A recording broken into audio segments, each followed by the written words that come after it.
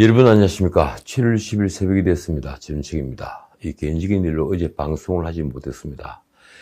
겨우 제 정신을 수습했습니다. 오늘 몇 가지 현안에 대한 코멘트를 한 뒤에 개인적인 사정을 말씀드리겠습니다.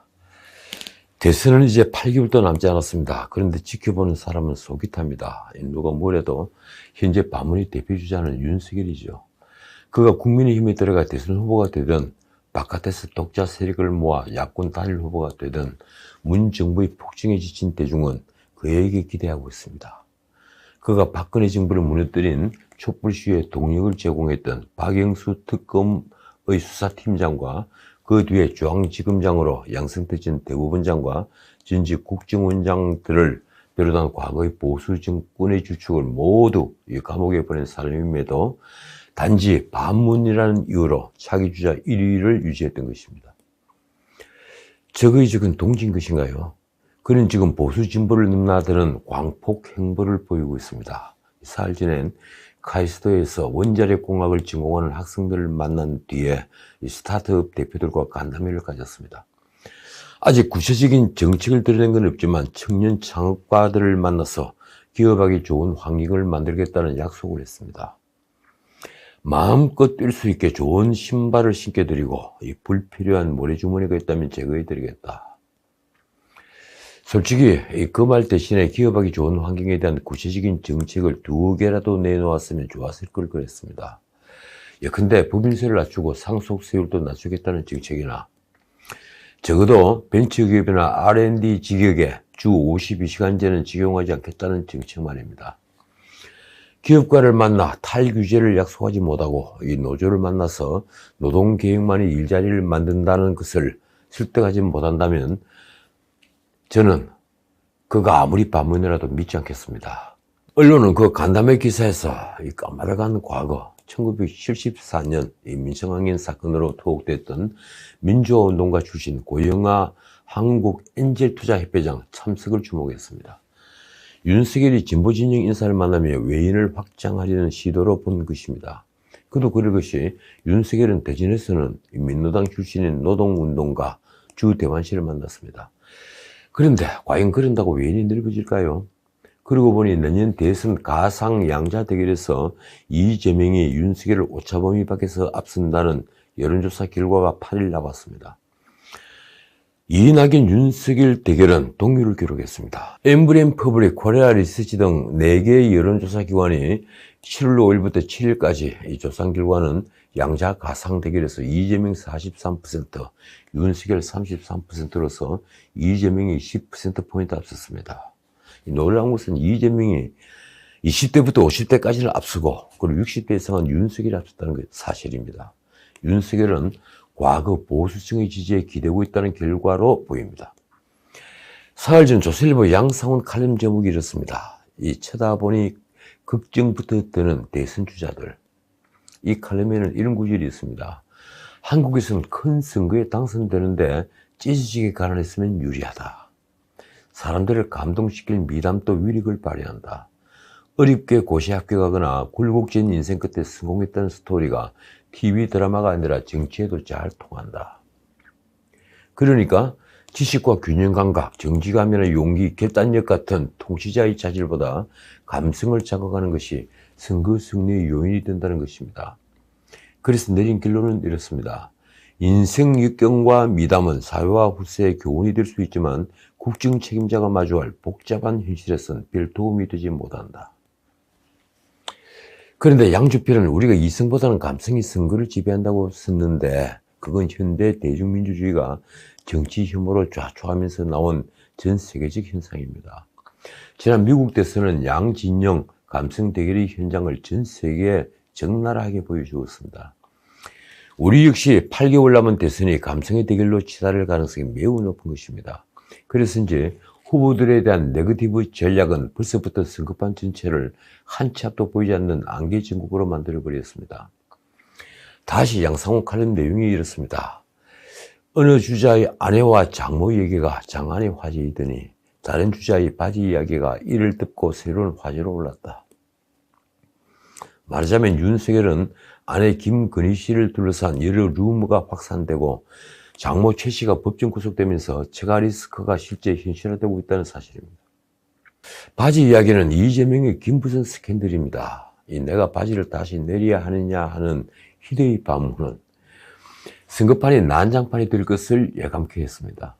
양상훈 주필이 칼럼에서 한 말이 이렇습니다.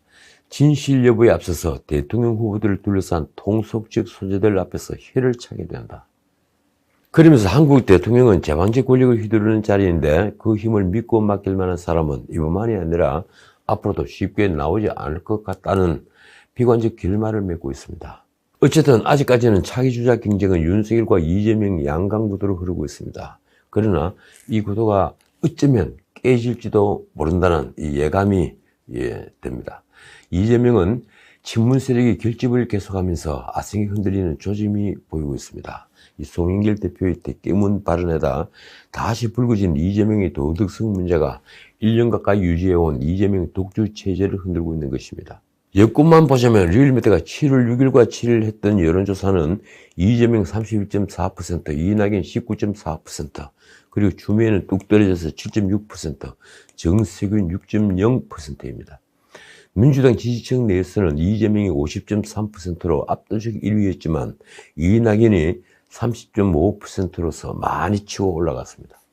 이 리얼미터 조사에서 전체 구도는 윤석열 33.2%, 이재명 32.4%, 이낙연 19.4%, 그리고 홍준표 12.9%, 유승민 9.7%입니다. 이재명과 윤석열의 지지도 흐름은 정체되거나 하향을 하고 있는데 이낙연, 홍준표가 치고 올라오는 것을 알 수 있습니다. 유승민은 여성가족부 폐지를 주장하면서 지지도가 올랐습니다. 이 여성부는 군 가산점이 폐지되면서 그동안 여성에 비해 군 복무 2년만으로도 불이익을 받고 있다는 20대 남성들이 표적이었으니 말입니다. 차제 과거 군 가산점 폐지를 합헌으로 결정한 현재 판결은 이제 변경되어야 합니다. 실제 이 문제가 가장 적나라하게 나타나는 공무원의 경우 이미 서울시와 부산시는 여성이 우위를 차지하고 있습니다. 결론은 이렇습니다. 지금까지는 윤석열, 이재명의 양강구도였지만 승부는 지금부터라는 것입니다. 그리고 두 사람의 강고한 지지도를 흔드는 것은 도덕성 문제인 것도 같습니다.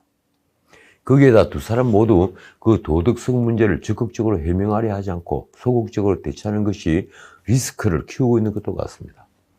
보수 진영, 반문 진영만 살피자면 윤석열은 국민의힘 입당과 상관없이 승부의 칼자루를 잡지 못하고 있는 형국입니다.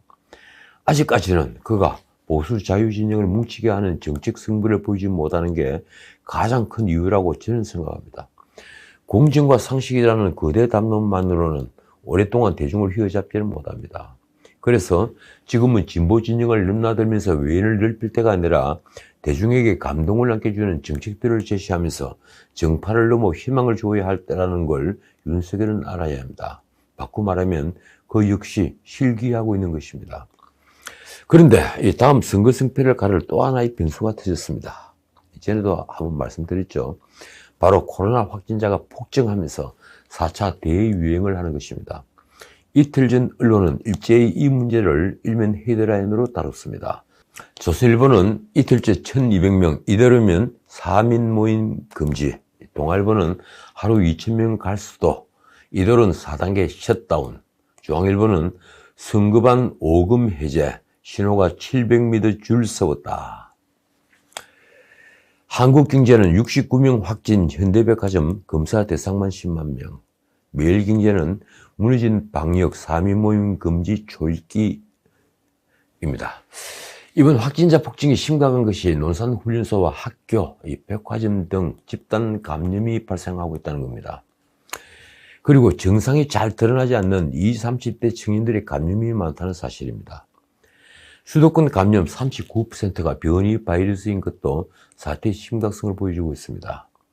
하루 확진자가 대폭 늘 수 있다는 것이죠. 문 정부가 백신 공백을 앞두고 방역을 완화한 결정을 한 게 컸습니다. 섣부른 판단으로 방역 완화를 한 것을 언론은 샴페인을 너무 빨리 터뜨렸다고 비판했습니다. 그도 그럴 것이 문 대통령은 사실상 아무리 선거도 없이 돌아온 유럽 순방 후에 방역부터 경제까지 세계의 선도 국가가 되었다고 자화자찬하기 바빴으니 말입니다. 이제 제2차 추경이 국회에 넘어가 있는데 그 추경안도 다시 짜야 하게 됐습니다. 당장 소비를 진작시킨다면서 쿠폰을 뿌리는 데 쓰는 예산부터 재고해야 될 터이니 말입니다. 어쨌든 이 코로나 확산은 문 정부의 마지막 남은 기둥을 허무는 사태가 될 것입니다. 생각해 보십시오.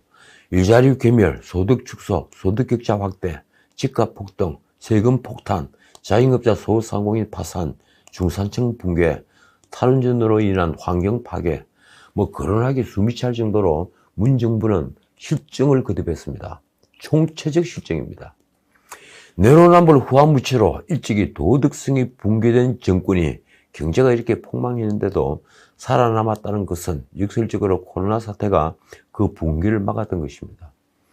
백신을 확보하지 못하고 초기 감염원인 중국 입국자를 차단하지 않으면서 문을 활짝 열어놓고 모기를 잡으면서 사실 방역은 이미 실패했습니다. 그런데도 K방역부터 전 세계가 찬사를 보내고 있다고 하는 자화자찬은 한편의 코미디였습니다. 하지만 이번 4차 대유행은 방역과 재난지원금으로 가려왔던 문정부의 민낯을 보여주는 일이 될 것입니다. 자영업자들, 소상공인들이 고통에 가중되는 걸 넘어 그들이 파산이 계속된다는 사실이 안타까울 뿐입니다. 자, 오늘 여기까지입니다. 제가 7월 7일 사랑하는 제 아이 반여견을 잃었습니다. 이 40년 개와 함께 살았지만 이 녀석 불에는 정말 가족이었습니다. 저는 이 아이와 함께 매일 밤 강변과 공원을 2시간, 3시간이나 걸었습니다. 홍대 앞 일대를 돌기도 하고 월드컵 공원에서 양화대교까지, 때로는 가양대교까지 걸었습니다. 참 많은 얘기를 나눴습니다. 이 재책 자유의식들, 진실의식들, 잡초와 우상, 권력의 몰락은 모두 이 불효와 함께한 대화록이었습니다. 제가 이 시사 프로그램 진행자를 하고 메인뉴스 앵커를 한 것도 그 아이가 있었기 때문입니다. 큰 힘이 되었습니다. 전적으로 그 아이 덕분입니다. 그 아이는 이제 하늘나라로 갔습니다. 피를 토하면서도 이 마지막까지 아빠가 살려줄 것을 믿는 맑은 눈망울을 잊을 수가 없습니다. 7월 8일 밤 그 아이 장례를 치렀습니다. 아직은 충격에서 헤어나지를 못하고 있습니다. 이 방송을 딱 일주일만 쉴까 합니다. 돌아오려고 노력하겠습니다. 지금부터 제 추모 영상은 보시지 않으셔도 됩니다. 감사합니다.